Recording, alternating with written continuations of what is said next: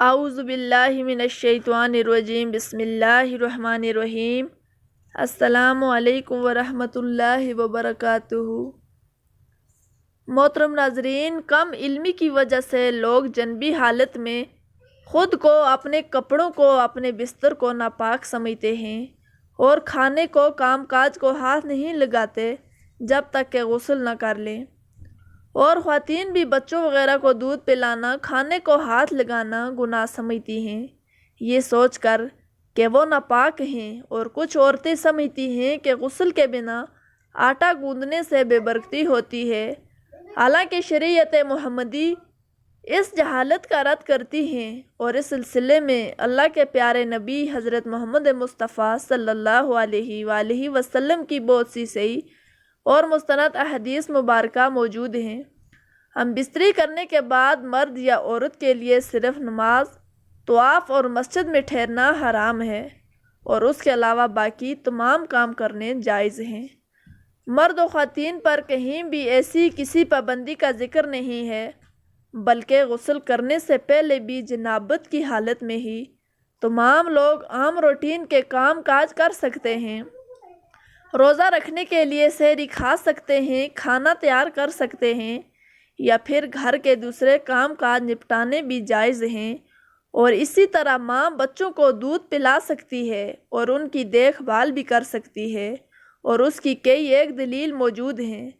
حضرت حذیفہ رضی اللہ تعالیٰ عنہ بیان کرتے ہیں کہ نبی اکرم صلی اللہ علیہ وآلہ وسلم ان سے ملے تو آپ صلی اللہ علیہ وآلہ وسلم مسافے کے لیے ہاتھ پھیلاتے ہوئے ان کی طرف بڑھے۔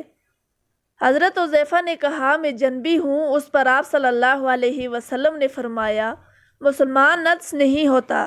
حضرت ابو ہریرہ رضی اللہ تعالیٰ عنہ فرماتے ہیں کہ ایک دفعہ میں حالت جنابت میں ہونے کی وجہ سے حضور صلی اللہ علیہ وآلہ وسلم کے سامنے ہونے کے باوجود بھی ان سے نہ ملا، جس پر حضور اکرم صلی اللہ علیہ وآلہ وسلم نے فرمایا کہ مسلمان ہرگز ناپاک نہیں ہوتا۔ حافظ ابن حجر رحمۃ اللہ علیہ فتح الباری میں کہتے ہیں، اس حدیث میں اس بات کا جواز پایا جاتا ہے کہ غسل جنابت کو اس کے واجب ہونے کے اول وقت میں تاخیر کی جا سکتی ہے، اور اس کا بھی جواز ہے کہ جنبی شخص اپنی ضروریات پوری کر سکتا ہے۔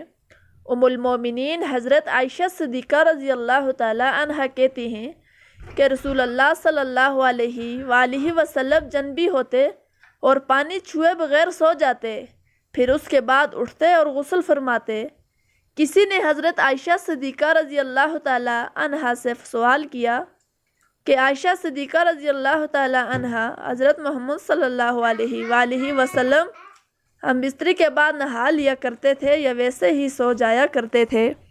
حضرت عائشہ صدیقہ رضی اللہ تعالی عنہا فرماتی ہیں کہ نبی اکرم صلی اللہ علیہ وسلم ہم بستری کے بعد ویسے ہی سو جایا کرتے تھے۔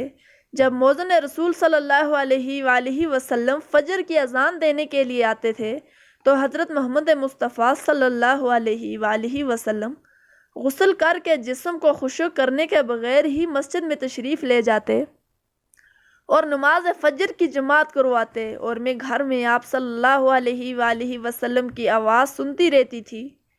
پھر آپ صلی اللہ علیہ وآلہ وسلم روزہ رکھ لیتے تھے۔ کسی نے عامر رضی اللہ تعالی عنہ سے پوچھا، کیا یہ روزوں کے مہینے میں ایسا ہوتا تھا؟ کہ عام معمول میں یہی ہوا کرتا تھا۔ عامر رضی اللہ تعالی عنہ نے فرمایا کہ روزوں کے علاوہ بھی ایسا ہوا کرتا تھا۔ حضرت عائشہ صدیقہ رضی اللہ تعالی عنہا سے مروی ہے کہ آپ صلی اللہ علیہ وآلہ وسلم ہم بستری کرنے کے بعد سونے سے پہلے غسل کرتے اور بعض اوقات صرف تیمم ہی کر لیا کرتے۔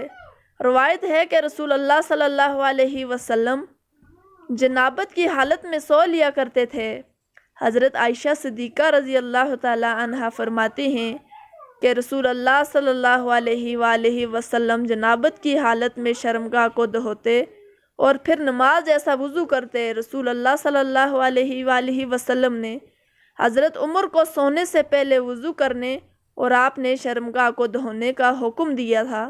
حضرت عائشہ صدیقہ رضی اللہ تعالی عنہا فرماتی ہیں کہ حضور نبی کریم صلی اللہ علیہ وآلہ وسلم بعض اوقات غسل کر کے سوتے اور بعض دفعہ حالت جنابت میں ہی وضو کر کے سو جاتے تھے۔